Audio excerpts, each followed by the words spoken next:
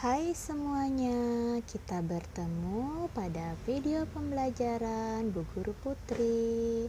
Kali ini Bu Guru akan mengajak anak-anak untuk belajar IPA tentang perkembangbiakan makhluk hidup. Perkembangbiakan makhluk hidup terjadi pada manusia, hewan, dan tumbuhan. Cara perkembangbiakannya berbeda-beda ya anak-anak. Manusia dengan cara melahirkan, hewan terbagi dengan cara generatif dan vegetatif, begitu juga dengan tumbuhan yaitu generatif dan vegetatif. Mari kita simak penjelasan berikut ini. Perkembangbiakan adalah kemampuan makhluk hidup untuk menghasilkan individu baru yang sifatnya sama atau menyerupai induknya. Tujuan dari perkembangbiakan adalah untuk menghasilkan keturunan sehingga dapat melestarikan jenisnya.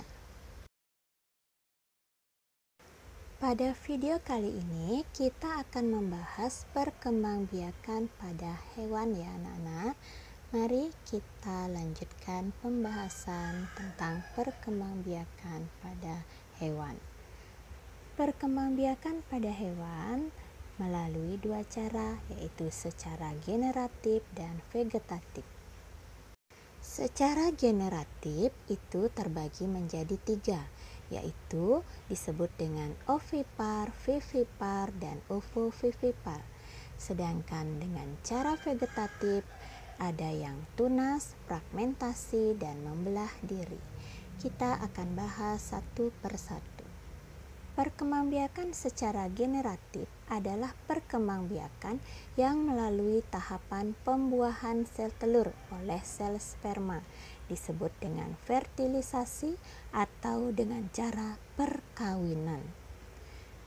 Perkembangbiakan secara generatif, pembuahannya dapat terjadi di luar tubuh induknya yang dikenal dengan nama fertilisasi eksternal, dan pembuahan yang terjadi di dalam tubuh induk disebut dengan fertilisasi internal. Perkembangbiakan secara generatif atau secara kawin, yaitu individu baru, merupakan hasil perkawinan antara induk jantan dan induk betina. Perkawinan atau pembuahan adalah proses peleburan antara sel kelamin jantan dengan sel kelamin betina.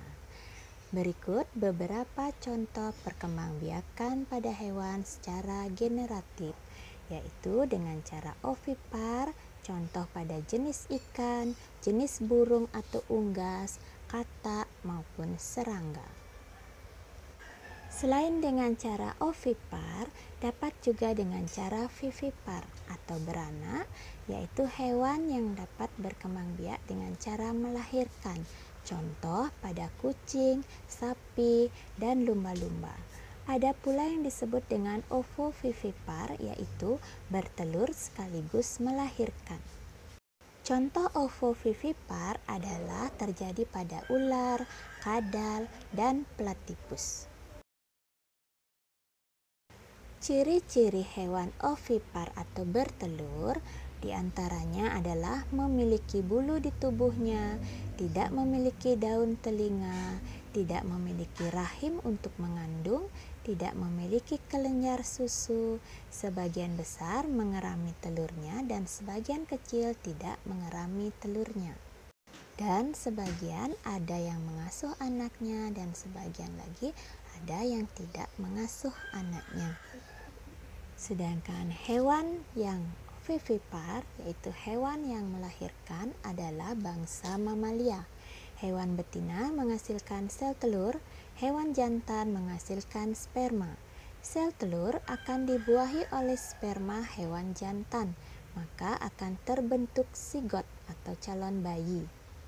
Kemudian embrio dan berkembang di dalam rahim.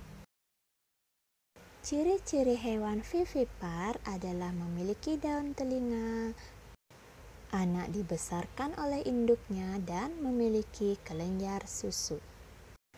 Yang terakhir adalah perkembangbiakan generatif dengan cara ovovivipar. Pembuahan terjadi di dalam tubuh hewan betina. Setelah pembuahan terbentuklah telur. Sigot tumbuh menjadi embrio di dalam telur tersebut. Makanan sigot adalah cadangan makanan di dalam telur. Perbedaan ovipar dan vivipar dapat anak-anak simak pada tabel berikut ini. Perkembangbiakan selanjutnya adalah perkembangbiakan hewan secara vegetatif, yaitu tanpa melalui perkawinan. Dapat dengan cara pembentukan tunas, membelah diri, dan fragmentasi. Kita simak contoh-contohnya. Nah, ini contoh perkembangbiakan hewan secara vegetatif. Dapat terjadi pada amuba, yaitu membelah diri, pada hidra dengan tunas, dan cacing pipih berkembang biak dengan cara fragmentasi. Nah, sekian tentang perkembangbiakan hewan yang dapat guru sampaikan kepada kalian, dan tugas kalian adalah membuat ringkasan materi tentang perkembangbiakan hewan. Sampai jumpa pada video pembelajaran berikutnya. Kita akan membahas tentang perkembangbiakan tumbuhan. Semoga kegiatan pembelajaran di rumah kalian menyenangkan dan selalu ingat dengan protokol kesehatan.